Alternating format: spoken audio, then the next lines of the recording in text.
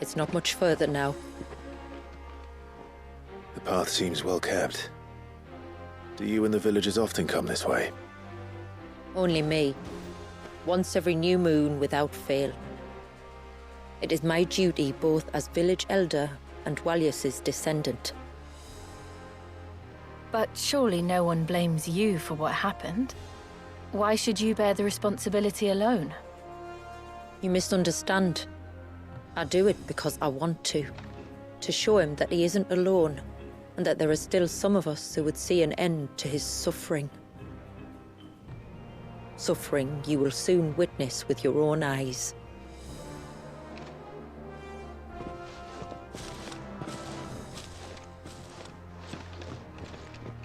The forest grows quickly here. Left unattended, the path would be reclaimed in a matter of moons.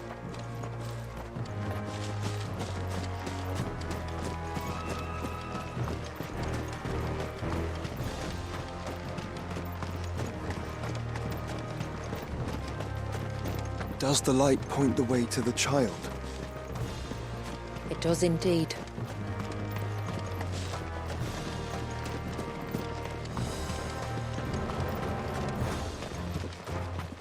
Look at all the droplets of water suspended in midair.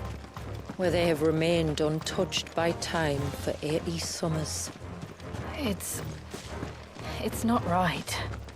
No. It's not.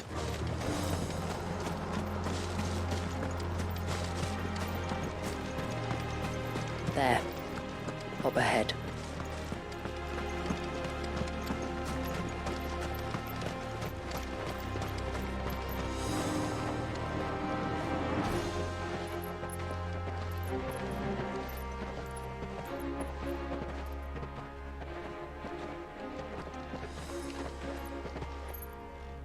Down in the center. Follow me.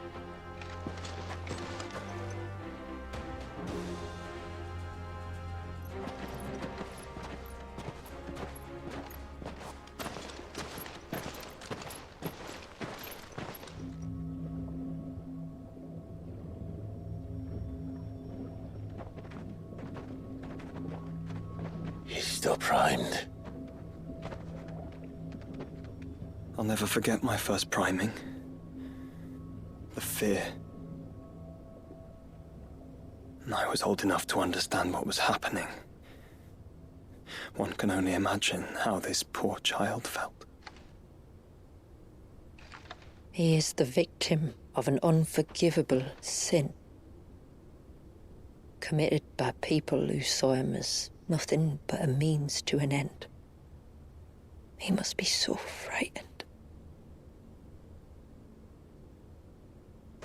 Then I'll ease his burden. You don't mean? I'm not going to hurt him. Contrary to the tales, I don't go around killing dominants for no reason. What if I told you there was a way to remove Walius's icon? I tell you, you were a madman. It's hard to believe, I know. But it can be done. Though, it isn't without its risks. Part of the icon remains no matter what. So, it might still come to violence. I don't know. It depends on the dominant. I've seen things end well, and I've seen things spiral out of control. But I do know one thing. If we turn our backs on this child, there will be no end to his suffering. And I think that a worse fate than the alternative. Don't you?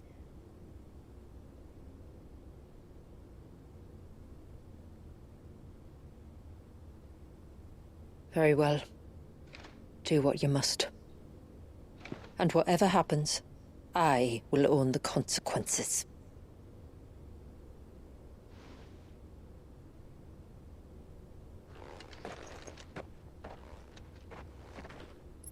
Don't be afraid, little one. Let me bear the weight. I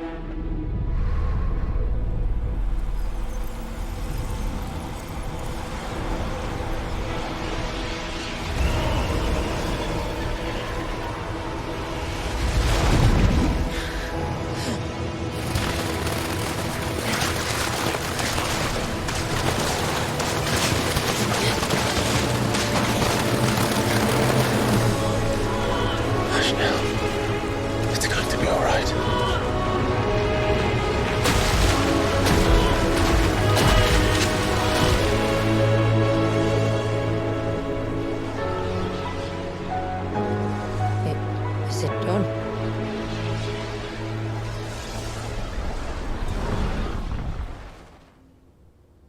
I think so. I can feel the icon inside me. But something's wrong.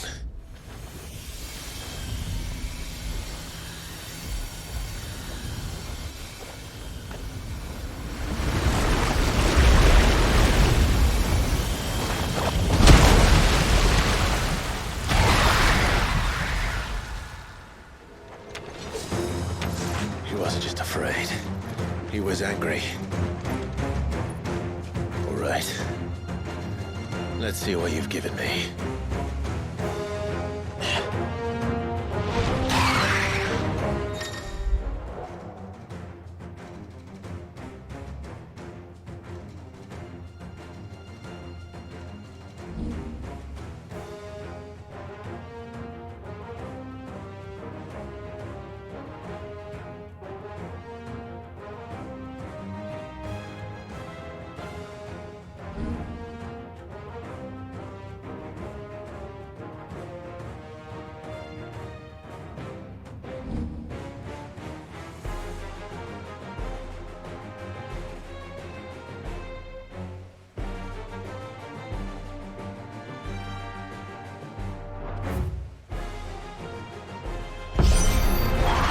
Leviathan!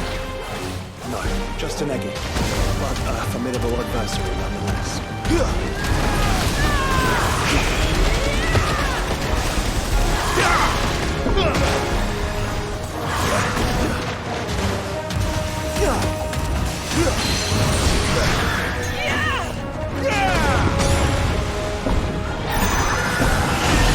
Oh, look. It has friends. Slow.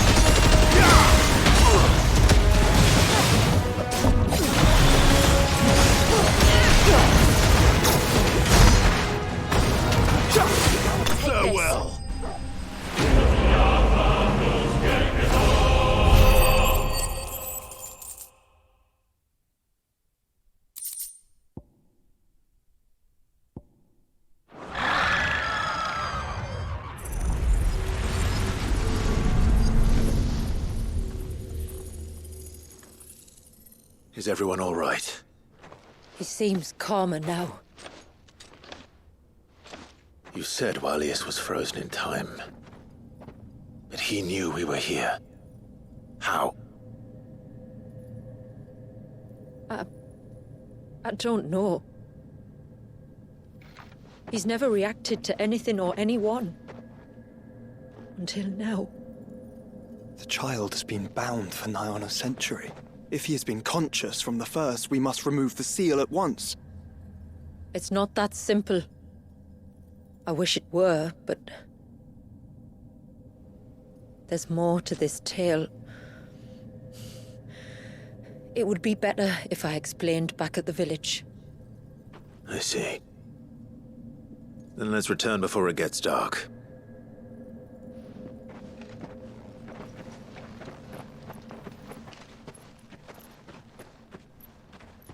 I'm sorry, Walyas. I will make this right.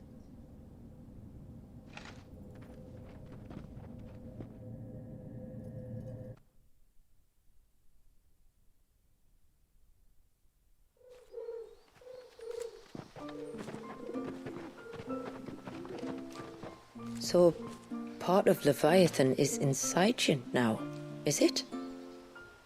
Does it hurt? No. Not anymore, anyway. Good.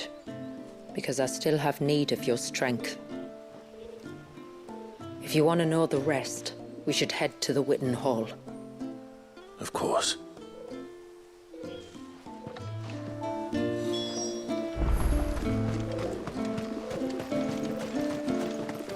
Look, Dad! The tree's back.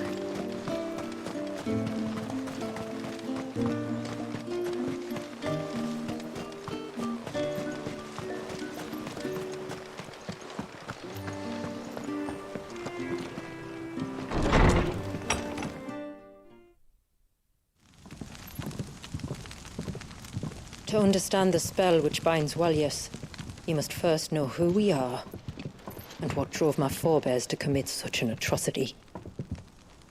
This tapestry is our story, the one that brought us here. After generations of wandering, my people sought refuge in northeastern Storm, some 170 years ago. But in exchange for our safety, the Gregorian Church demanded we renounce our faith and branded us heretics when we could not. To be exterminated, as a lesson to others. And so was it chronicled in the imperial histories, for anything less would have made the Church seem weak. Yet a handful survived. The few who did fled north and west, and in doing so discovered two things that would forever shape our fates. The first was an old legend, revealing how to make your very own mother crystal. I've heard that one before. Yes, yet it gave them new hope, however false. Our ancestors convinced themselves that they could recreate the divine if they could only find a strong enough heart. A living being capable of channeling torrents of ether. And the heavens provided. A dominant. Walyas. They'd stumbled across a nostrum in an ancient ruin, which they believed could provoke a sudden outpouring of a creature's ether. They meant to enrage his icon. Leviathan would have destroyed everything, had our people not made their second important discovery. A means to stop time itself. Where did they find that? The Northerners had no such magics, or they would have used them. When our ancestors first arrived, the land was uninhabited, save for an old witch who lived on the highest peak. Her body had been consumed by the curse, a cruel payment for her long years of service to the Northern Thanes. So desperate were they to prevent the fall of Drake's Eye, they'd forced her to devise a spell to stop time. But Drake's Eye did fall. It did. When she finally perfected the necessary magics, it was already too late. As punishment for her failure, the Thanes exiled her to this forsaken place to live out the few days she had left. Knowing her suffering, our ancestors cared for her as best they could, and in return, she gifted them her spell. That even though she should die, her legacy might live on.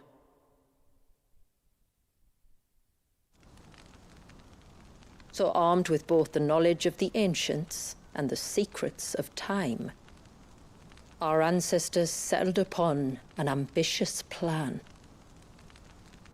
They would create a new Mother Crystal and enchant it that it might endure for all eternity. Thus would our people's wandering, our suffering, finally end, and prosperity visit us once more. And all it would require was the sacrifice of a single child. A small price to pay, or so they believed. Another victim of man's blind reliance on the Mother Crystals. So we know the seal source. How do we break it and restore the flow of time? Do you recall the dome of light on top of the cliffs to the west? Inside lie the ruins of an old temple. It was there that the witch built the Vare, a conduit of sorts that channels her remaining ether into the surge. But it's been a long time since anyone set foot in the place. And now, there are others who claim it as their own. Then we shall go prepared for a fight. That said, it may be best if one of us stays behind. You think the village could be in danger? We saw the ether flow from Wallius in all directions, but only encountered a single familiar. There will be more. And should even one make its way here, I doubt the walls could hold it back for long. Then I shall stay. The Phoenix will see your people safe, tributary. You have my thanks. Very well. We should depart at once. I fear time may no longer be a luxury we can afford.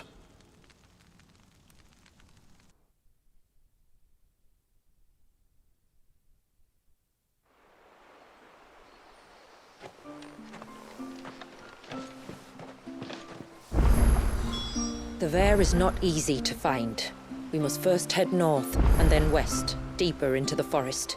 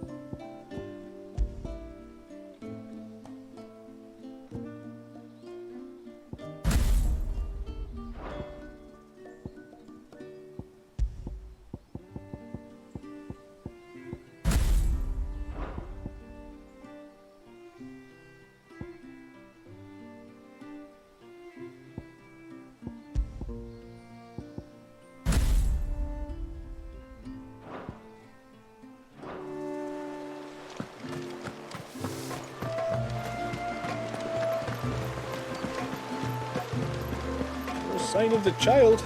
You don't think he's... Reckon my steel's just as good as any.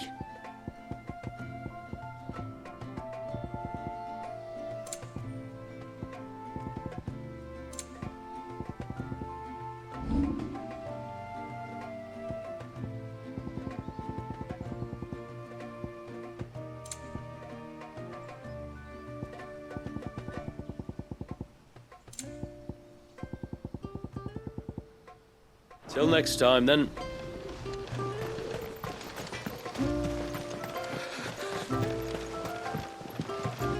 This is all we have.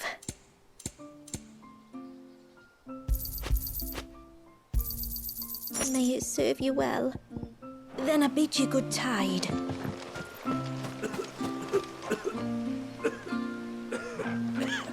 Just try to breathe. That's it. Is everything all right? Ah, you're the outsider. I'm Fannet, healer by trade. And this is Talor, one of my patients. He took ill not long after you arrived. Nothing too serious, I hope. I hope so too, but But this affliction, it's like nothing I've ever seen before. He complains of feeling chilled to the bone, but there's no fever to go with it. And my most powerful antalgic hasn't done a thing to ease the pain in his chest. I'm starting to wonder if his condition might require a different kind of treatment altogether. Shula said that you were here to help us. You couldn't help me, could you? I'd be happy to. If I can. You can, don't worry. All I need you to do is speak to Talor's son, Pavat, over at the forge, and ask if he knows what his father was up to before he came down sick. Something must have caused this, and I want to find out what. The trouble is, Talor's too weak to speak, and I can't leave his side for long. So while you talk to Pavat, I'll pay his wife word a quick visit, just in case she knows anything. All right.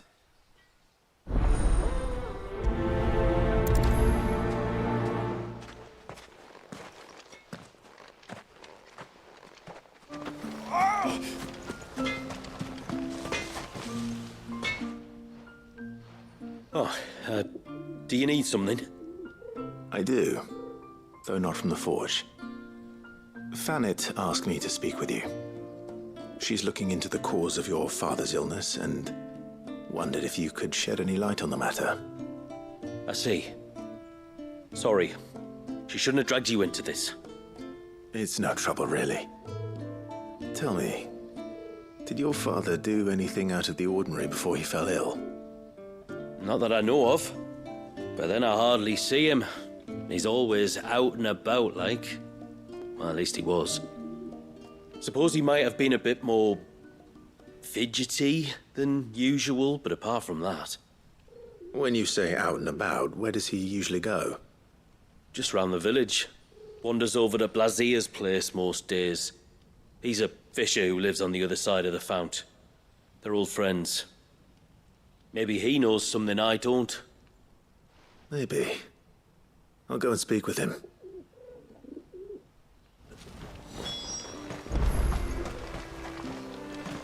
No sign of the child.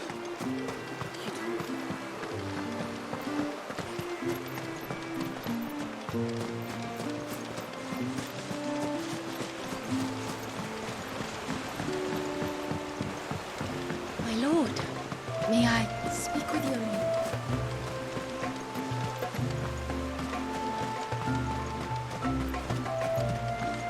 If we pick too many of the flowers, there won't be enough left.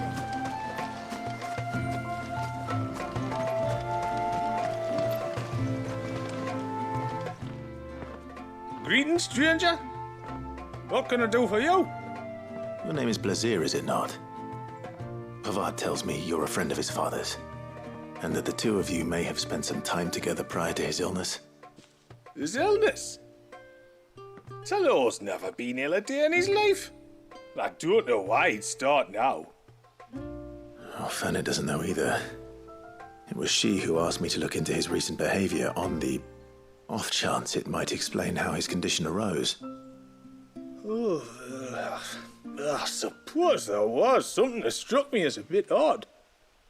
He kept asking about the woods. Did you see anything strange on your way back from the shore? Are you certain? Do you swear? That kind of thing. I didn't, of course. But he wouldn't let it go. It was like he was expecting something to happen. It was just a matter of when. Not that I know what. But he never told me anyway. Well, that certainly does sound unusual. And it might just be what Fanet is looking for. Thank you. Don't mention it. Oh, and when you say Talor, wish him the best from me, eh? Let's see what the healer makes of this. Almost time for harvest.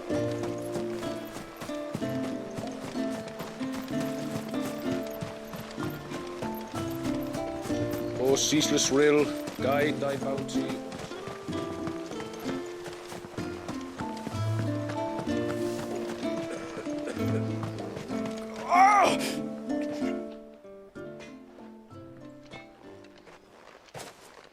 I spoke with Werder, but she couldn't tell me anything.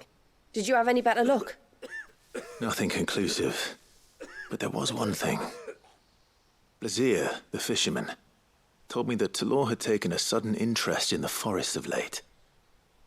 He kept asking him if he'd seen anything unusual there on his way back from the coast, but never let on what exactly he was expecting him to have seen. The forest between here and the coast. Surely not. But then... I can't say for sure. But I think Talor's illness might have some connection to the Tomberries. You may have encountered them during your time here. The small, scaly beastmen. And you think they may have caused Talor's illness? I do. At least in a way. And if I'm right, it's no wonder the treatments I've been trying didn't work. Oh, I know it's a lot to ask, but would you go down into Father's Fell for me? There's an altar there. And if my fears are true, an offering upon it. What is going on here? Please. I'll explain everything when you return, but time flows fast. I beg you, make haste for Father's Fell and take the offering from the altar. Talor's life may depend on it. Very well.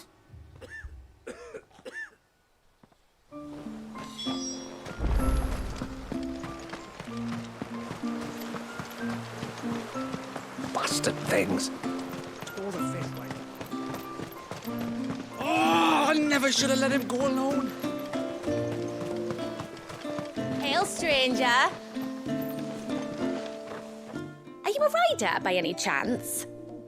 I am. What gave me away? Oh, I can smell it on you. The scent of the stables. And not just any stables. Something tells me you've never been one to ride half-starved birds with chine-gall and wet beak. If I had a guess, I'd say your bird eats only the finest greens and has her feathers groomed twice a day with a curl hairbrush. Nothing but the best for my ambrosia. Ambrosia, eh? Pretty name. What's she like? Well, she's tall and strong. And her feathers are as white as snow. You're joking. You've got a white chocobo. I have, yes. I suppose they are rather rare. This I've got to see. Can you bring her here?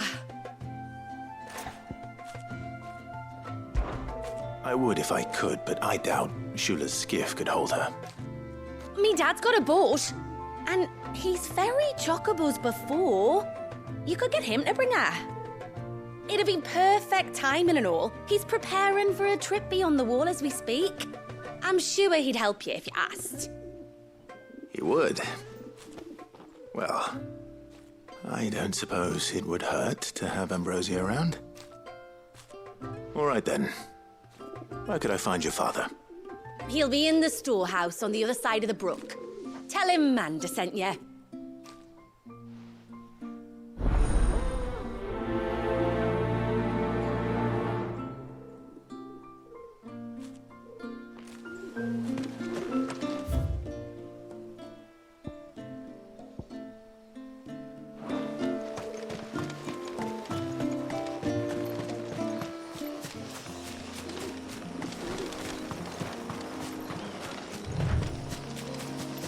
Before, we turned east at the shipwrecks to reach the coast. Now we must head in the opposite direction. Left it is then.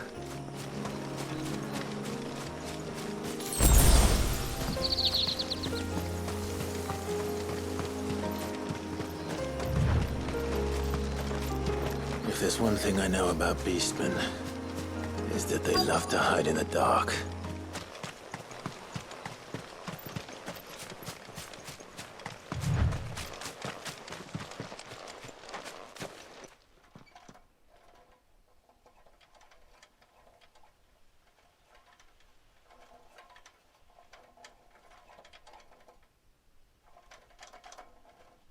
What are they up to? Some sort of ritual.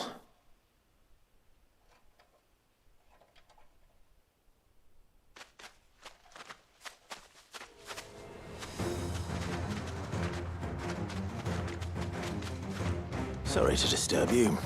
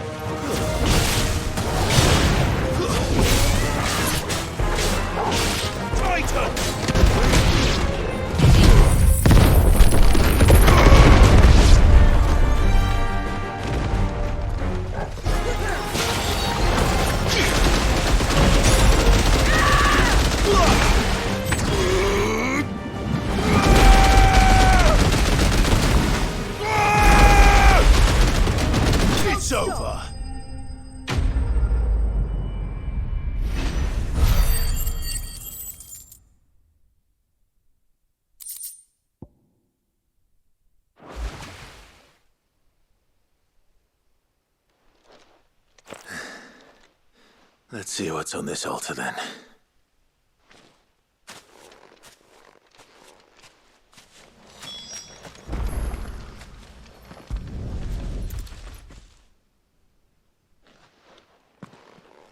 A silver chain.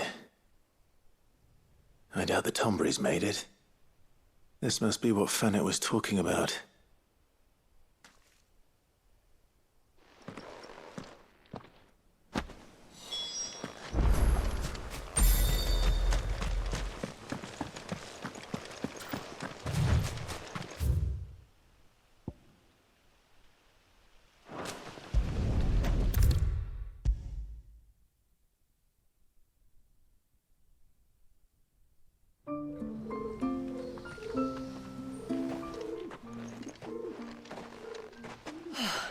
You're back. Well, did you find anything?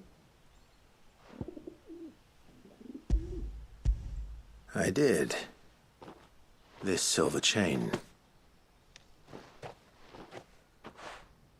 I knew it. Well, I'm still none the wiser. Forgive me. This chain. It's a Gregorian Maternoster. Worn by men of the faith. What's it doing here? And why would the Tomberries be praying to it? To understand that, you need to understand what the Tomberries are. They feed on hatred and suffering. And some say that if you render them an offering, some token of grievance against your fellow man, they will put a curse upon him. So you think someone's put a Tomberry curse on Talor? I can't say for sure. Truth be told, I always assumed it was an old wives' tale. But given his fear of the forest and the presence of the chain on the altar, I don't know what else to think. Does Talor have any enemies in the village? Anyone who would nurse such a grudge? No, I believe the one who left the chain at the altar was Talor himself. I beg your pardon? But there's more to the tale, you see. It's said that if you attempt to curse a soul that has returned to the sea already, your ire has nowhere to go but back to its source. You're saying he cursed himself? In trying to curse another, aye. When my father was younger, he was one of the few permitted to venture beyond the wall on trading expeditions. He told us that when he journeyed to Sanbreque, he'd wear that chain to disguise his true beliefs, lest Griega's faithful turn their cudgels on him. Did they ever catch him in his deception? Might that explain the ill will he bears someone? Not that he ever told me. Come now, let's not waste time speculating about Talor's past. We need to focus on the present, and that means finding a way to break the curse. All right. If there's anything I can do to help, let me know. Thank you. I shall. Aye, and thanks for going to all this trouble. Here, it's not much, but I want you to have this. We call it an adder stone. It's a gatherer's charm. Reacts to certain rare minerals we use in crafting. Makes them ring out like a bell, stuff you'd have no chance of spotting otherwise. If you find anything, see that you bring it back to me. I can make you some decent gear with it. If you're interested, like. I am, thank you. And I'll be sure to pay you a visit. Until then, I wish your father a swift recovery.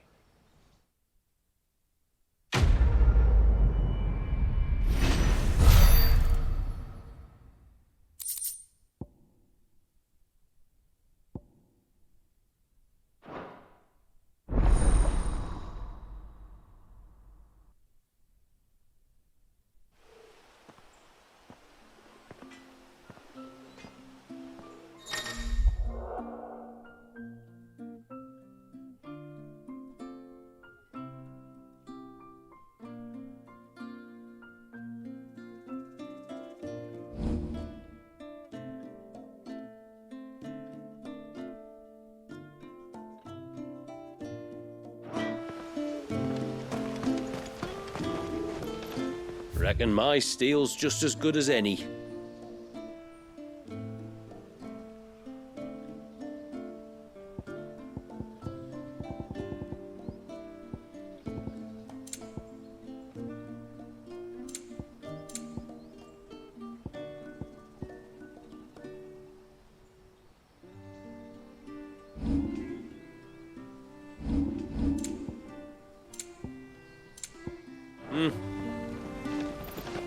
No sign of the child. You don't think he's...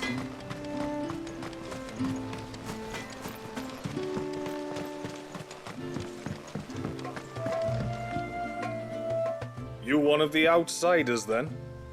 I am. Shula invited me. Are you Manda's father? I am. Got you running errands for her already, has she? She's asked to see my chocobo, but I'd need your help and your boat to bring her here. Or you could just say no. Honestly, that girl and her birds, she'll be growing feathers soon enough. Well, truth be told, I didn't take the idea seriously at first. But thinking about it, it would make it easier to get around if I had Ambrosia here. Can you help? Well, if you're sure that's what you want. The tributary says we're to treat you lot as we would each other. So, if you need me to ferry your bird over, then that's what I'll do. Still, they don't take the water easily. I'll need you to bring us a mimic gourd or two to keep her calm on the journey over. And where would I find one of those? Oh, don't ask me. It's been years since I last brought a chocobo across the bay, and I'm told the world's changed a fair bit since then. Where do you usually get your stable supplies from? Well, the man who made Ambrosia's tack lived in Martha's Rest, and if I remember correctly, he traded in chocobo feed too. So I suppose I'll go and ask him. I'll be sailing over to Northreach soon to pick up some supplies. While I do that, you collect your bird and your gourd, and then meet me by the shore. Just don't take too long, all right?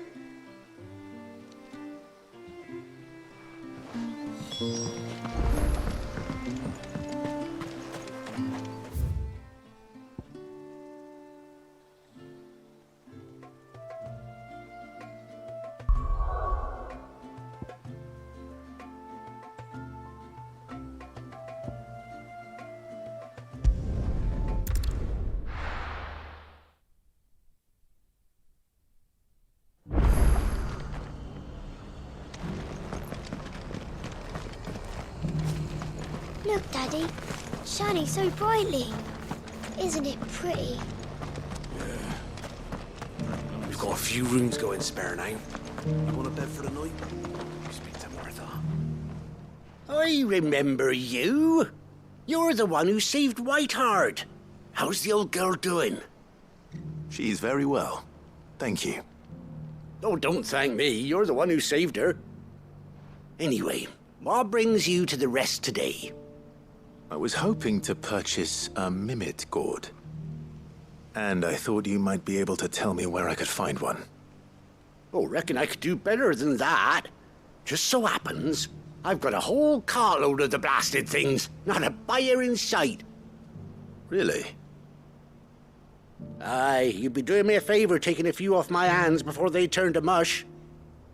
But just be on the lookout for wild birds, eh? Don't want them chasing after you like they did me. I will. And thank you. Oh, you're very welcome. Any friend of Whiteheart is a friend of mine. And in times like these, friends have got to stick together. We certainly do. Northreach, then.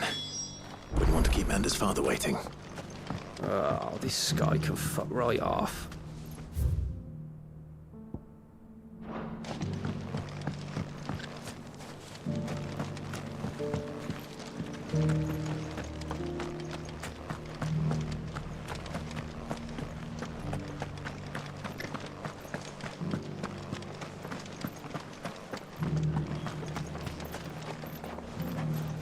Anything catch your eye?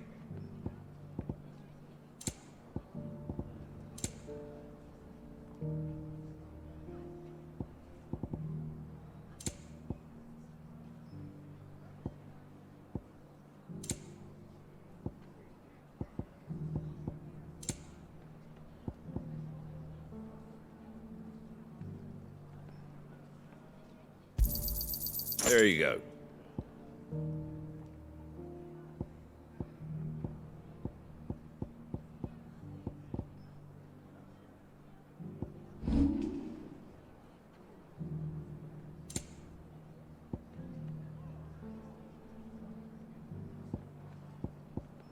That all, is it?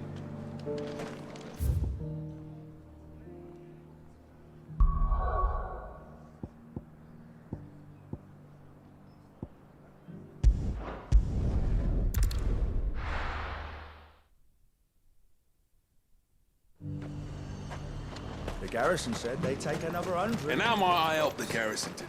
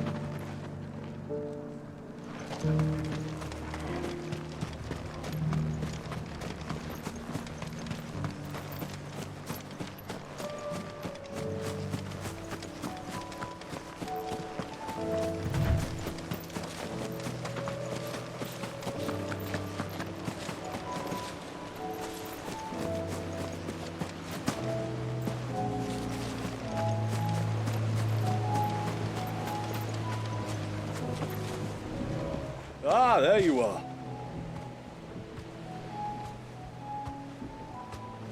And this must be Ambrosia, was it? Oh, she's a real beauty, isn't she? I have the mimic or two. Here.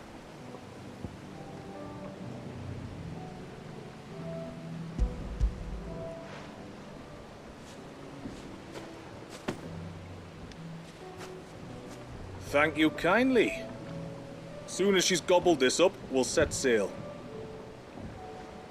We're going to take a little trip across the bay now, Ambrosia.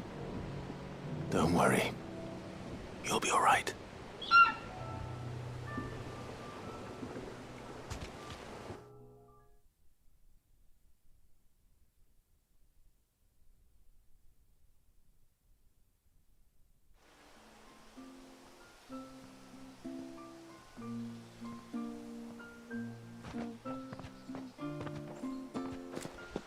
Well, we made it.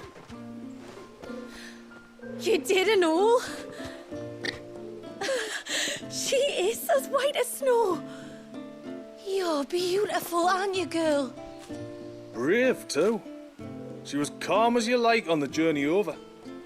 The mimic gourd will have played its part, of course, but passing through the walls enough to spook most birds even then. Not this one, though. Ambrosia's been through a lot. I doubt there's much that could unnerve her now. Not with a beloved master by her side. No. It's you who looks after me, isn't it, girl? Anyway, thanks for bringing her here. I hope I can breed a bird like her someday. And if you and Ambrosia need ferrying back to Northreach, you only need say the word. Thank you. But I think we might explore Mysidia together. What do you say, Ambrosia?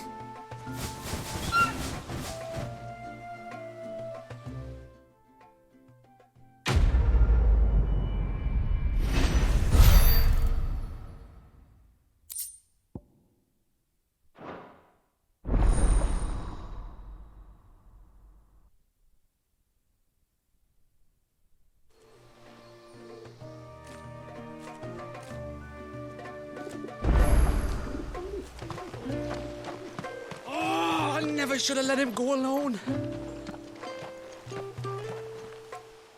Ty, take me, what am I gonna do? You've got to help me. Shula said you were a force to be reckoned with. Are you? Why do you ask? Hey? Oh, sorry. I should explain. My name's Kitav. I'm worried about a friend of mine. He went into the forest and he hasn't come back. Would you help me find him? I can try. Tell me what I need to know. Of course. You know about the glamour our ancestors cast to keep this place hidden, right? Shula told us about it, yes. Right. So you know the cairns we use to maintain the spell? Well, it's me and my friend's job to maintain them. If it weren't for the likes of us, it would have faded years ago. So your friend went into the forest to visit one of these cairns? Aye, that's right. He said he was going down to Father's Fell. There are two cairns out that way, one by the banks of the Swift Run and another near the Winged Wains, the ships in the forest. All right. How will I know this friend of yours? His name's Nassef. He's about my height, but clean-shaven. If you could track him down and see that he's come to no harm, I'd be much obliged. I'll search the village, just in case anyone's seen him, and meet you back here. Very well.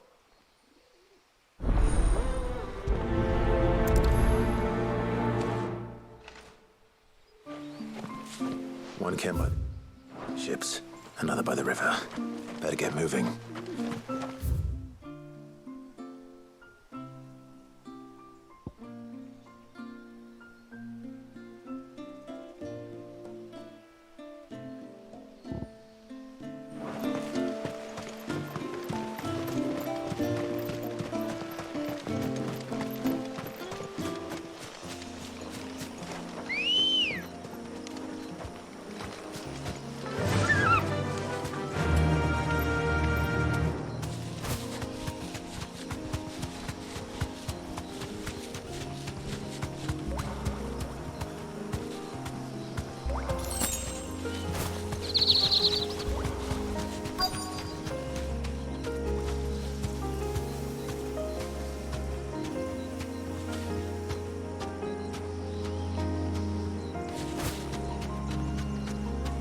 You deserve a rest.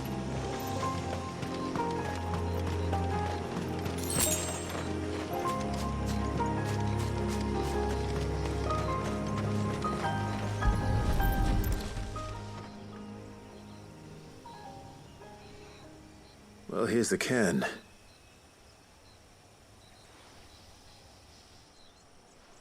But no sign of Nassef.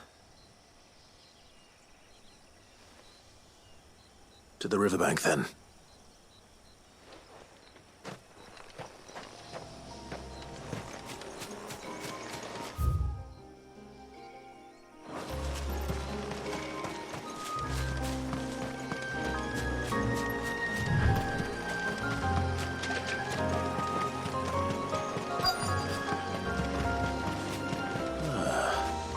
Who have we here? I'm looking for a man named Nassef. Aye, I know him.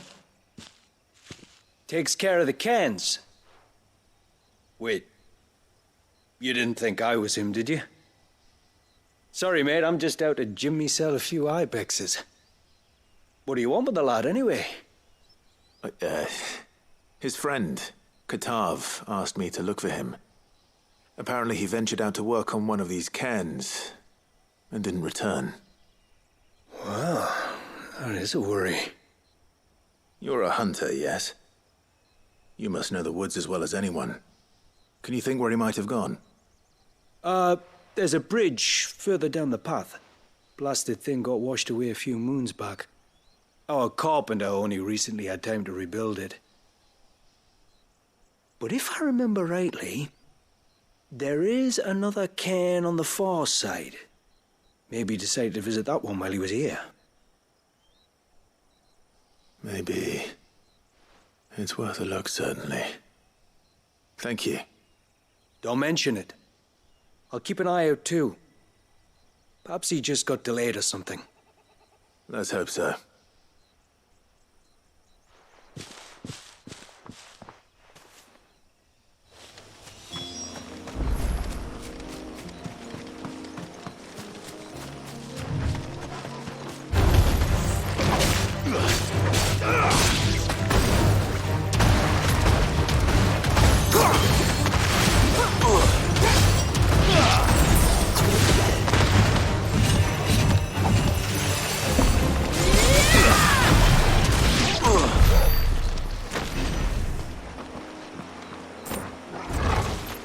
This must be the bridge the hunter was talking about.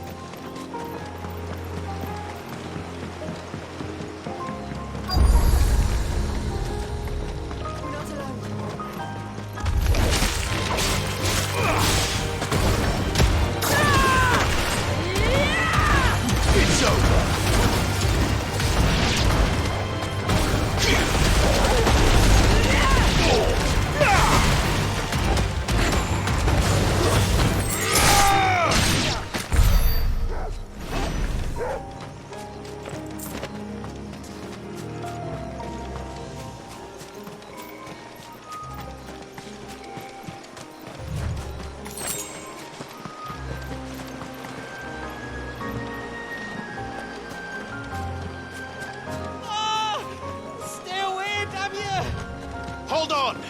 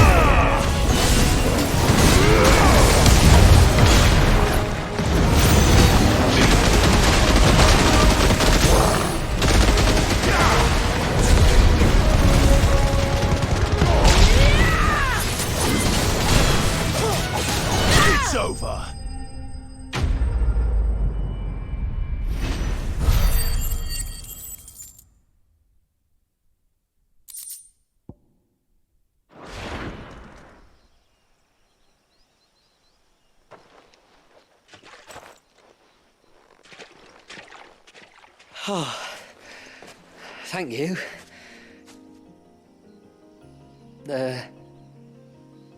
I'm the tributary's guest. And you must be Nassef. I am? But how do you know that? Your friend Katav asked me to look for you when you didn't return. Ah, I'm sorry. I was so focused on attuning the cairn, I didn't see those creatures coming till it was too late. How exactly do they work? Oh, there are crystals inside. They're what keeps the glamour going. Should the ether cease to flow through too many of them, our shroud would quickly unravel. It's my job to make sure that doesn't happen. And an important job it is. But you'll struggle to do it if you're dead. You need to take more care. Yeah, no arguments there. The truth is, me and Katav usually work together, watching each other's backs like. But when we heard outsiders were coming, we split up to get the job done faster so things would be perfect for your arrival. Stupid, I know. So you found him then? Not before the local fauna did. My arrival seemed to put them off their dinner. Mustn't have been hungry after all. Expect you'll be wanting someone to escort you back to the village then, Nassef.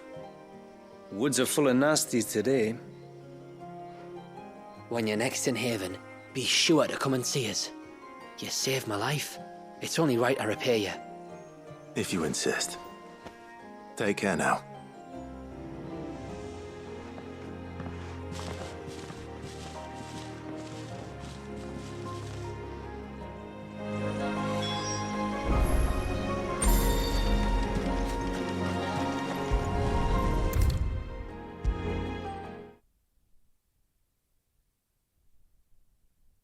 I thought I'd lost you. But you saw to it that I was found. Thank you. Nassef told me everything. If you hadn't got there when you did... Oh, it doesn't bear thinking about. All that matters is that you're safe. Far be it from me to tell you how to do your jobs, but don't go alone again. Or if we have to, maybe we should think about casting the glamour on ourselves to keep the wildlife from spotting us. It'd take its toll, of course, but it'd beat letting the cairns fall and having to weave the entire spell from scratch. Imagine if we had to do that. I'd rather not. We'd only succeed in adding 2 new piles of stone to the collection. Your bearers? That we are, thank the tides. The others can't attune to the crystals in the cairns the same way we can. I reckon this place would be doomed without us. So, you do this work for the good of your people? Not because... We're forced to. No.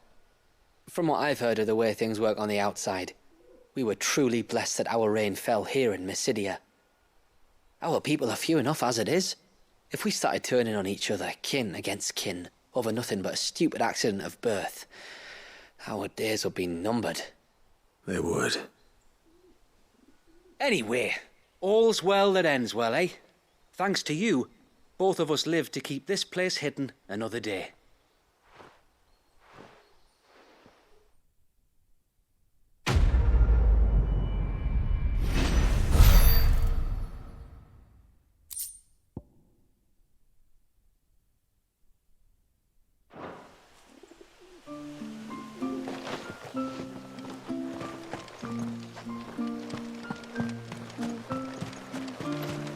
Bastard things.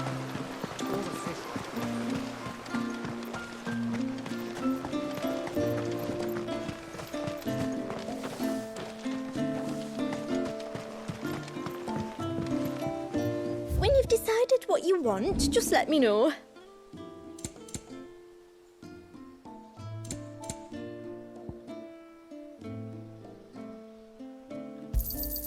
Anything else?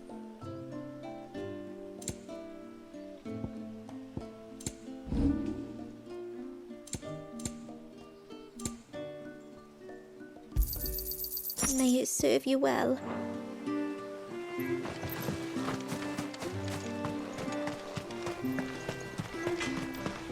No sign of the child.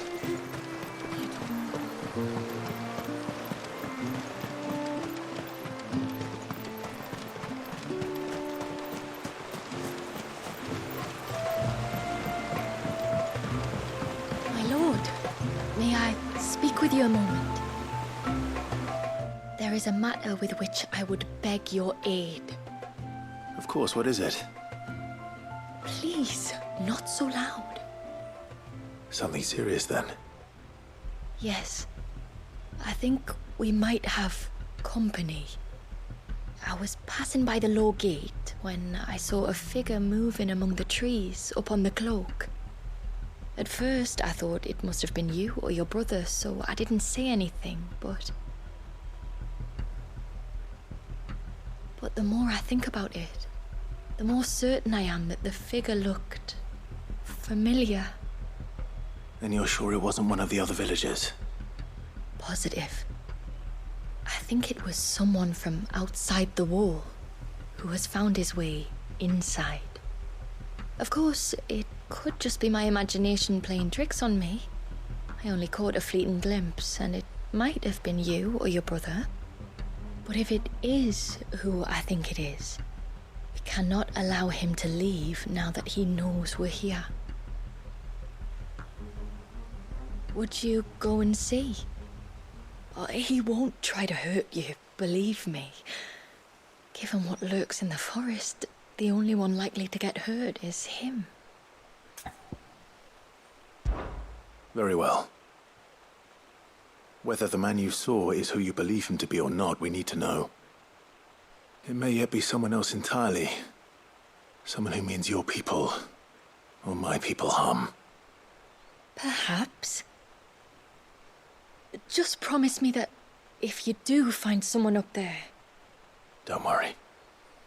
I won't draw my sword unless I need to. Thank you.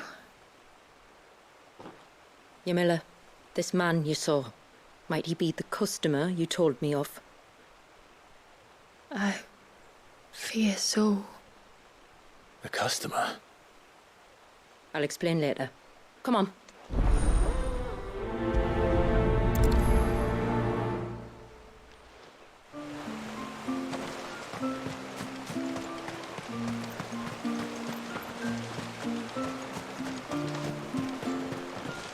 If we pick too many of the flowers, there won't be enough.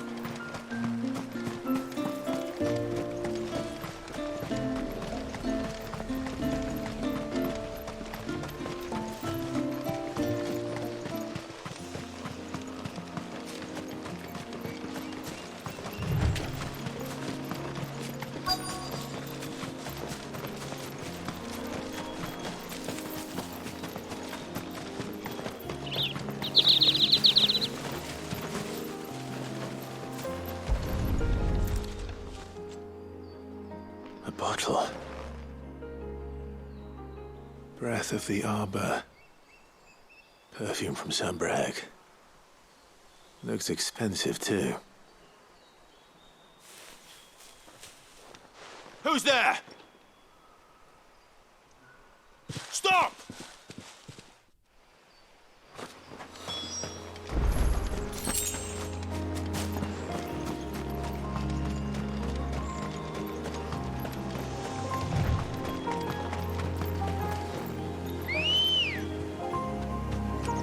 Come on.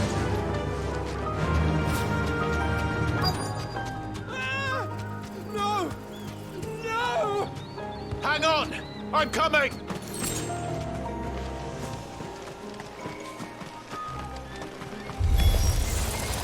Don't eat me!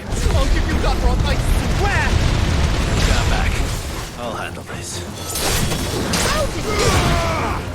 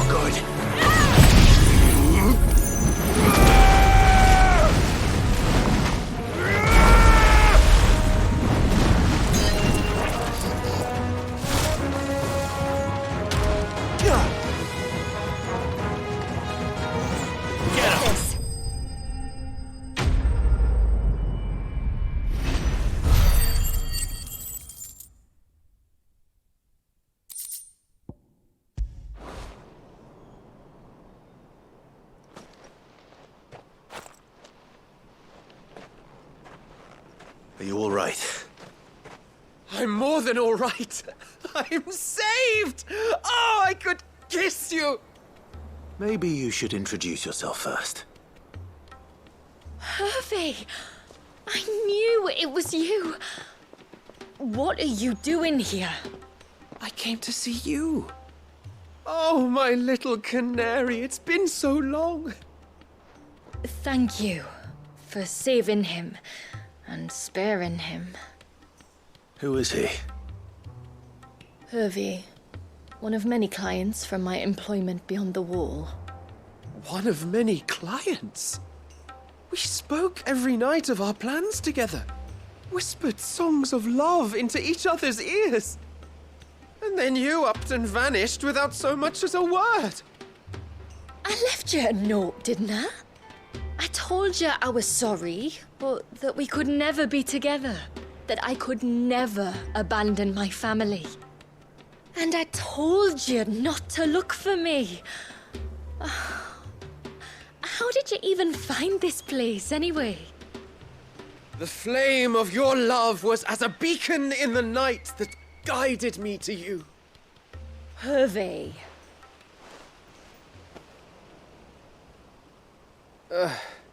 I was walking by the coast near Northreach when I saw a lady who looked like you. Eyes like the ocean. Hair like the driven snow. The next moment, she and her companions were jumping in a skiff and sailing out towards the wave. So I, borrowed the nearest boat and started rowing. It must have been Shula bringing us here. So what? You rowed, found a nose how many leagues across the bay, simply because you saw a woman with white hair. And as I did, the skies changed from a dull and hopeless grey to a bright and benevolent blue. That was when I knew for certain that my little canary was close. Oh, why did you come? You should have forgotten me, as I tried to forget you. I cannot leave my people, Hervey. And now that you know about this place, neither can you. We must return to Haven and accept my family's judgment. I'm to meet your family. Oh, my little canary.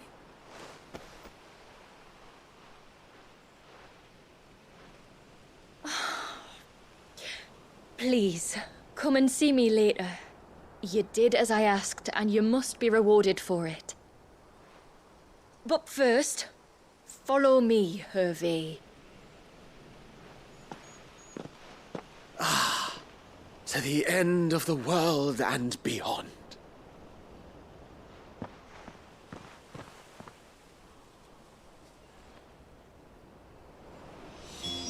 You should never have found this place. How could I be so careless? Don't blame yourself. I doubt anything could have kept that man away.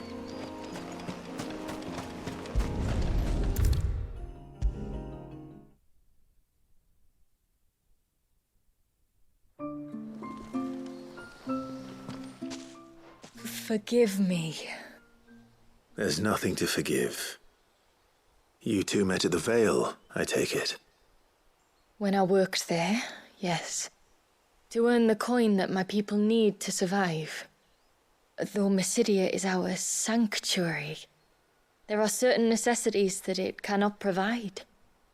And for that reason, some of us seek employment beyond the wall. Yet few are the opportunities for followers of a strange faith in a strange land. And so you supported your family as best you could? I did. And I have never regretted it for a moment. I found a second family in the Vale. And in the Dame, a second mother. I also found Hervé. But our love could never be.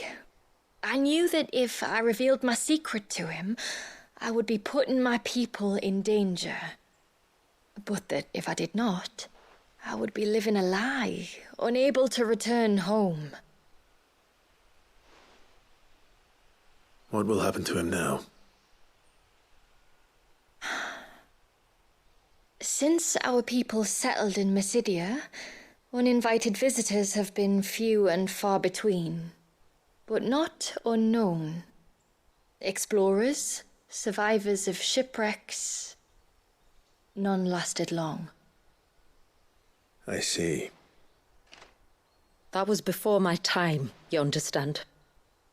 I've never had to make a decision like this before. Yamila, know that I do not blame you for any of this. It was me who decided to make the trip to shore. Me who exposed our secret. This was my mistake, and I shall bear the responsibility. Thank you, tributary. I only beg you to remember that Hervé means us no ill will. He's just a fool. A fool who loves me. I will take that into consideration. But yours is not the only voice I must listen to. The whole family must be consulted, and it may take time for me to arrive at my decision. I hope you understand. Of course, tributary. However long it takes. Come what may, I thank you, my lord, for bringing us back together.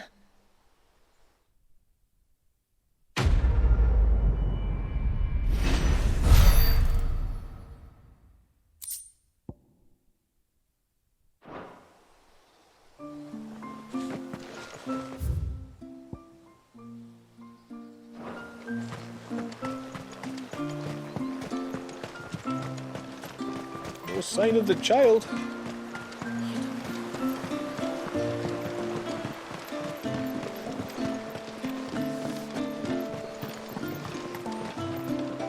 I suspect two dominants can handle whatever it is that awaits you atop that peak. And if not, there's always Lady Shula's battle axe.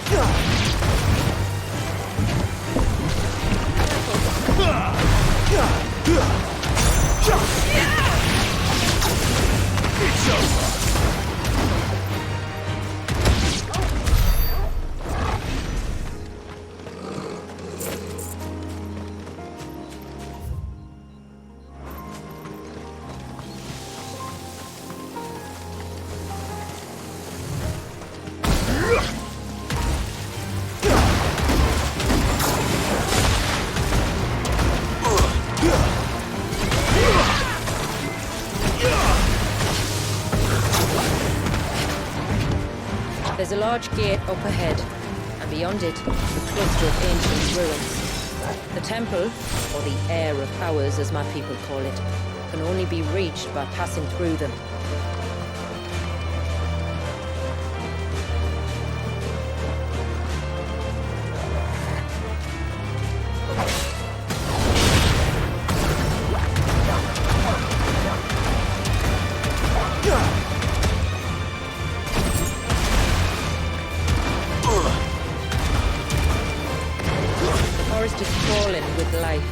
Most of it hungry, which is why we make sure this gate stays shut. And why you carry that impressive-looking axe, I presume.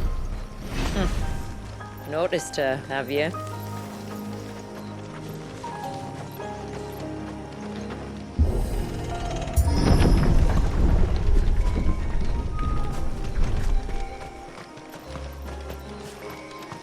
The temple is up there. Don't worry.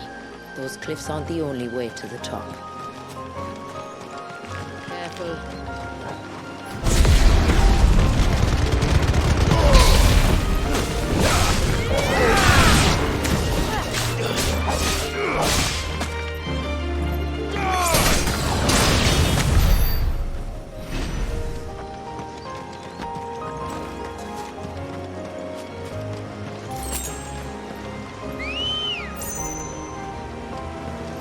Good girl.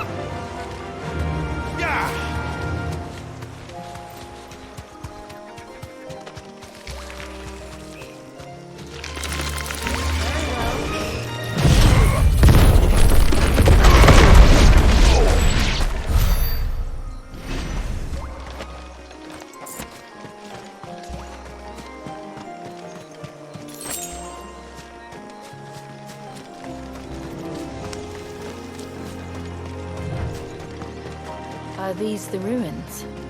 Yes. As far as we can tell, they're part of the same complex as the temple itself. To think of all the people who must once have lived here.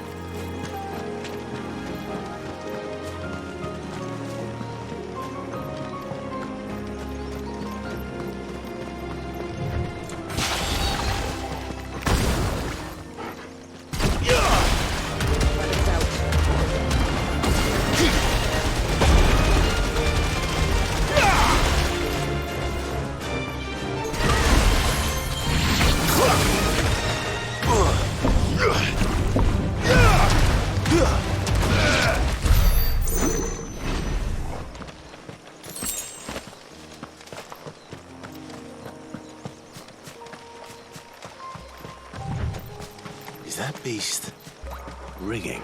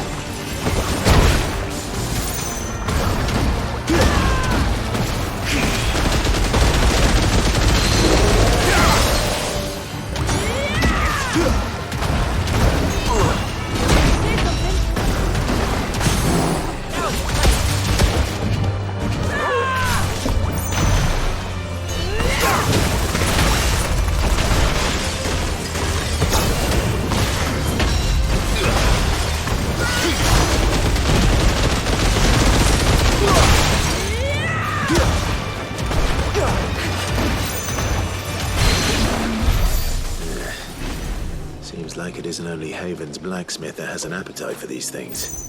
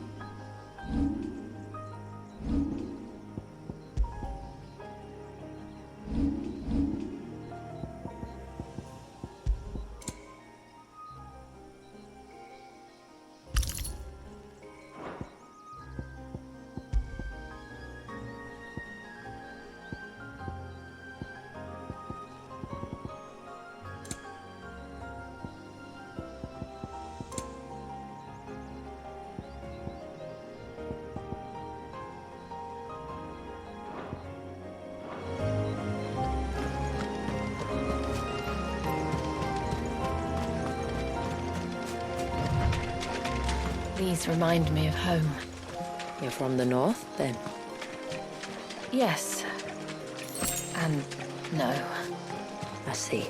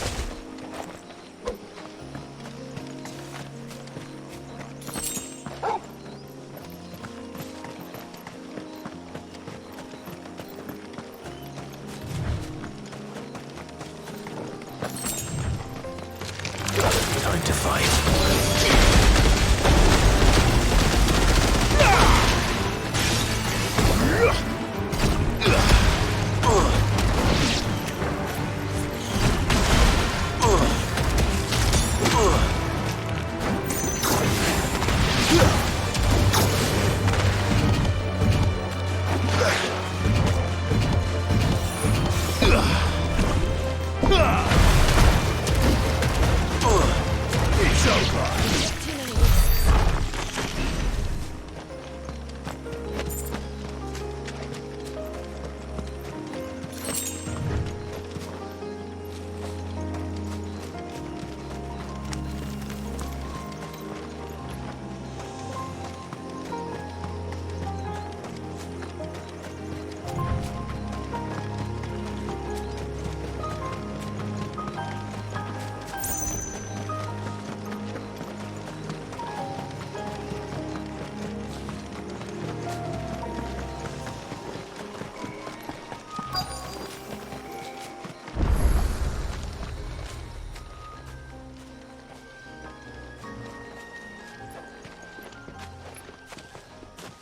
Do you see that cave up ahead? Whoever lived here carved a flight of stairs into the stone within. A way to the top. And whatever it is that awaits us there.